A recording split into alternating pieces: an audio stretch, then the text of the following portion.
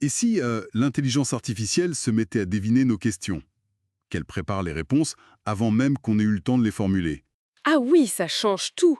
Plus seulement réactive, mais proactive. C'est exactement ça. C'est l'idée de chercheurs de Berkeley, un concept qu'ils appellent le sleep time compute. Calculée pendant le temps de sommeil, en gros. Voilà. On va explorer ça aujourd'hui en se basant sur leur article, qui a été pas mal vulgarisé, notamment par Vision IA sur YouTube. L'idée, c'est de voir comment ça pourrait rendre l'IA moins cher, plus rapide, Voire même capable d'anticiper, tu disais. C'est intriguant. carrément. Mais avant, peut-être rappeler comment ça marche maintenant. C'est important pour voir la différence. Oui, bonne idée. Alors, aujourd'hui, on est surtout sur du test time compute. Ça veut dire que l'IA, elle fait le gros du calcul, ce qu'on appelle l'inférence. Au moment précis où on lui pose la question, Exactement. Un peu comme l'étudiant qui révise juste avant l'examen, quoi. à la dernière minute. Et j'imagine que ça coûte cher en calcul, non?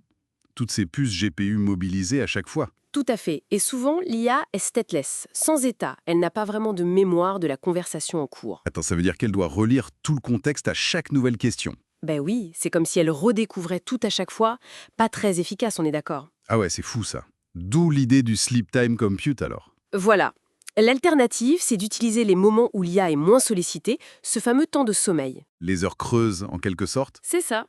pour préanalyser le contexte, faire des calculs en avance, préparer des réponses potentielles. C'est comme faire ses devoirs tranquillement quand on a le temps. Berkeley donne un exemple sympa pour illustrer ça, non? Avec un jongleur. Oui, celui des balles. C'est assez clair. Imagine un jongleur, il a 800 balles. Ok, 800. Un quart, ce sont des balles de tennis. La moitié de ces balles de tennis sont couleur indigo. Et un dixième des balles indigo sont marquées d'un signe spécial. D'accord. Beaucoup d'infos. Comment l'IA actuelle gère ça? En test time, elle attend. On lui demande combien de balles indigo sont marquées. Là, elle calcule. 800 fois un quart, ça fait 200, fois un demi, 100, fois un dixième, 10.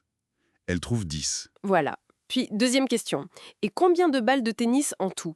Bah là, elle doit tout recalculer depuis le début pour trouver 200. Elle repart de zéro, même si elle a déjà fait une partie du calcul avant. C'est pas optimisé. C'est clair. Et avec le sleep time compute? Alors là, j'imagine qu'elle anticipe. Exactement. Pendant son temps calme, avant même la première question, elle regarde le contexte et elle déduit. Bon, j'ai 800 balles. Ça fait 200 balles de tennis. Parmi elles, 100 sont indigo. Et parmi ces 100, il y en a 10 qui sont marqués. Elle a déjà tout décomposé. Tout à fait.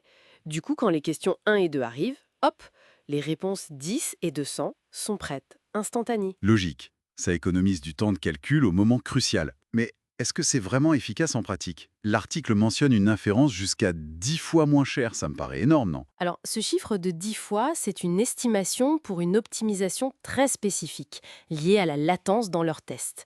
Mais les résultats qu'ils ont mesurés sont déjà assez bluffants. Ah oui.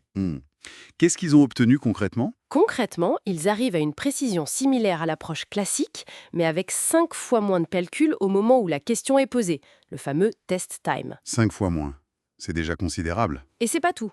En augmentant un peu le calcul pendant le sleep time, ils ont même réussi à dépasser la précision de la méthode classique. Carrément. Oui, de 13% à 18% de mieux sur certains tests de maths assez complexes. Incroyable. Donc non seulement c'est plus rapide au moment M, mais ça peut même être plus précis si on laisse l'IA réfléchir avant. Et j'imagine que si on pose plusieurs questions sur le même sujet, l'avantage s'accumule. Exactement, c'est ce qu'ils appellent l'amortissement. Le gros travail de précalcul est fait une fois au début. Et ensuite, chaque nouvelle question sur les balles du jongleur coûte moins cher. C'est ça. Dans leurs expériences, ça a réduit le coût moyen par question jusqu'à 2-5 fois quand il y avait plusieurs questions liées. C'est puissant comme idée. Mais ça marche bien si on peut un peu prévoir les questions, j'imagine. Si je pose une question complètement hors sujet sur le jongleur, genre quelle est sa couleur préférée, le précalcul sert à rien, non? C'est exactement la limite. Ça fonctionne super bien quand les questions découlent assez logiquement du contexte initial. Si le contexte est très large ou si les questions sont vraiment inattendues, très ouvertes, Le précalcul risque d'être fait pour rien. voilà. Dans ce cas, ou si on cherche vraiment la performance maximale absolue, quitte à payer plus cher, l'approche classique test time reste sans doute meilleure. D'accord, c'est logique. Mais au-delà de l'efficacité pure, euh, les chercheurs évoquent quelque chose d'assez fort, ils parlent de représentation mentale pour l'IA. Qu'est-ce que ça veut dire? Oui, et ça, c'est peut-être le point le plus fascinant. L'idée, c'est que ce temps de précalcul pourrait permettre à l'IA de construire une sorte de modèle interne du sujet. Une synthèse, une compréhension formulée dans un langage qu'elle peut réutiliser, avant même qu'on pose les questions. Donc, elle ne ferait pas que lister des réponses possibles, elle essaierait de comprendre le truc. C'est un peu ça l'idée derrière le representation learning, l'apprentissage de représentation. Plutôt que juste jongler avec les chiffres de l'exemple, elle pourrait conceptualiser. OK, il y a des balles, des sous-catégories, des propriétés. Elle construirait sa propre carte mentale du problème pendant son temps libre. C'est la vision, oui.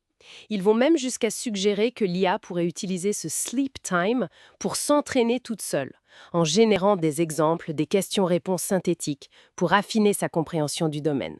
Sans intervention humaine. Potentiellement. Imagine une IA qui analyse un énorme manuel de médecine ou une base de code pendant la nuit. Le lendemain, elle n'a pas seulement des réponses prêtes, elle a peut-être des synthèses, des liens pertinents à proposer. On passerait d'un outil qui répond à un collaborateur qui réfléchit en arrière-plan. C'est une perspective assez vertigineuse. Tout à fait. Donc si on résume, le Sleep Time Compute, c'est pas juste une astuce pour payer moins de GPU. C'est une voie vers une IA plus rapide, certes, mais peut-être aussi plus intelligente dans le sens où elle pourrait mieux structurer l'information, anticiper. Oui, c'est une piste vers une IA qui pourrait mûrir sa compréhension d'un sujet, en quelque sorte. Plus économique, plus véloce et potentiellement proactive. Et ça nous laisse avec une question un peu provocatrice pour finir. Ah, Laquelle? ben, qu'est-ce qui se passerait si, demain, face à un document complexe, l'IA commençait elle-même à nous dire « Tiens, j'ai analysé ça pendant la nuit, j'ai remarqué tel ou tel point intéressant, est-ce qu'on devrait creuser ça ?» Une IA qui prendrait l'initiative de l'analyse avant même notre première question. Voilà. Est-ce qu'on est en train de voir les débuts d'une IA qui ne fait pas qu'attendre, mais qui pense vraiment avec nous, voire un peu en avance sur nous? C'est une sacrée question pour la suite, en effet. On passe de l'outil à l'assistant proactif, voire au partenaire intellectuel. Fascinant.